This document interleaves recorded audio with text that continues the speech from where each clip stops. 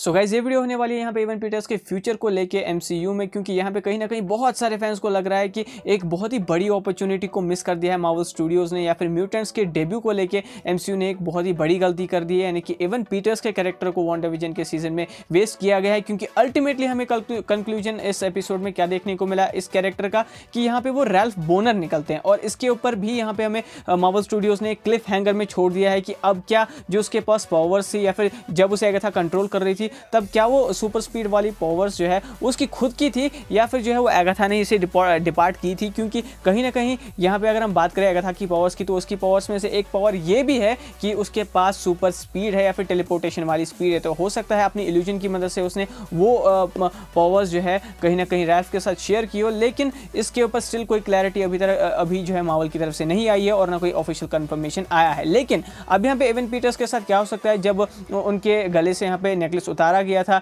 Monika Rambo की तरफ से, जब वो डिटेक्ट करती है ये तो एक स्पेल वाला नेकलेस है तो उसे उतार देती है, लेकिन जब यहाँ पे अपने असली रूप में आते हैं तो वो ना किसी चीज़ का जिक्र करते हैं कि मेरी असली आइडेंटिटी क्या है या फिर मैं कौन हूँ, सिर्फ वो कहते हैं मोनिका रैम्बो से मुझे छोड़ दो। तो अब क्या हो सकता है, तो अब यहाँ पे यही हो सकता है, अगर आपको याद हो स्पाइडरमैन फार फ्रॉम होम में विलियम जो कि इनिशियली स्टार्क इंडस्ट्रीज के लिए काम कर रहे होते थे आयरन मैन 1 मूवी में, तो वहाँ पे जब उनको फायर कर दिया जाता है या फिर वो तंग आके जो है मिस्टीरियो को ज्वाइन करते हैं ना,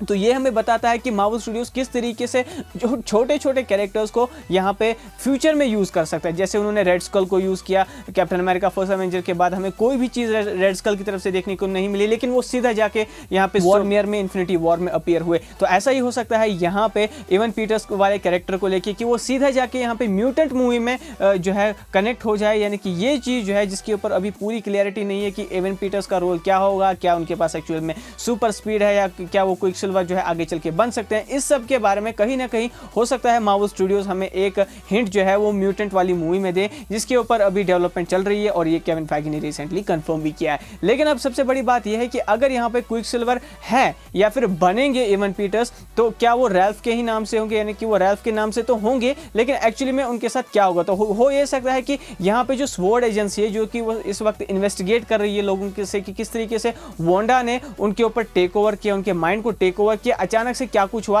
तो जो इन्वेस्टिगेशन चल रही है हो सकता है रैल्फ से भी ये इन्वेस्टिगेशन हो, जिमी वू भी ये इन्वेस्टिगेशन करे, और कहीं ना कहीं क्योंकि मोनिका रैम्बो शायद बोले जिमी वू से या फिर स्वॉर्ड एजेंसी के से कि ये बंदा जो है इन्फ्लुएंस में रहा था या फिर under the control of Agatha Harkness रहा था, तो इसके ऊपर कड़ी से कड़ी नजर रखी जाए और इसकी आड़ में कहीं ना कहीं कोई एक बहुत ही बड़ा विलेनस कैरेक्टर जैसे टायलर हेवर्ड था, वैसे ही कोई और कैरेक्टर जो है स्वॉर्ड में, क्योंकि ये सेंटिएंट वेपन ऑर्गेनाइजेशन रिसर्च वाला डिपार्टमेंट है, यानी कि शील्ड की तरह इसके भी थोड़े बहुत इविल मोटिव्स हैं। तो यहाँ पे कहीं ना कहीं म्यूटेंट वाले एक्सपेरिमेंटेशन या फिर जो है हाइड्रा की तरह कुछ इविल एक्सपेरिमेंटेशन करी जा सकती है रैल्फ बोनर के ऊपर, जिसकी वजह से इनको क्विकसिल्वर की पावर मिल सकती है। और दूसरी चीज किस तरीके से यहाँ पे इवन पीटर्स को फ्यूचर में यूज किया जा सकता है वो ये कि आप इस इवन पीटर्स के वाले कैरेक्टर के साथ रैल्फ के साथ कोई छेड़छाड़ ना करो, बल्कि सीधा यहाँ पे नो वे होम में अगर मल्टीवर्स का कंसेप्ट यूज होता है तो उसको यूज करके सीधा जो है डॉपलगैंगर लाओ रैल्फ का, यानी कि जो पीटर्स ही हो एक्चुअली में और एक्चुअल क्विकसिल्वर ही हो, तो उस तरीके से यहाँ पे डेब्यू करवाया जाए, एक तरीके से रीब्रांडेड वर्जन ऑफ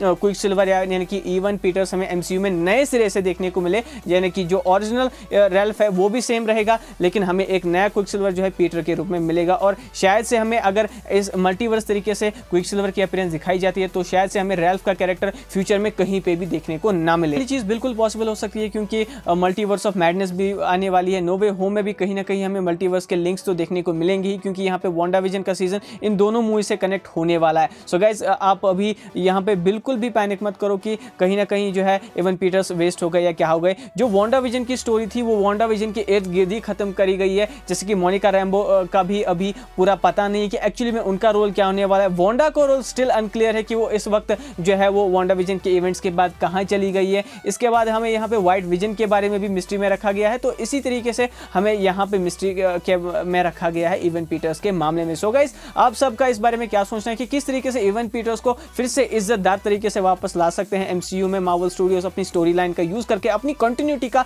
बेहतरीन मुजाहिरा करके कैसे वो इसको वापस ला सकते हैं। मुझे कमेंट सेक्शन में जरूर बताइएगा। अगर आपको ये वीडियो पसंद आया तो इस वीडियो को लाइक करो, शेयर करो, चैनल को सब्सक्राइब करो। मैं मिलता हूं आपसे अगली वीडियो में। Till then take care and be marvellous.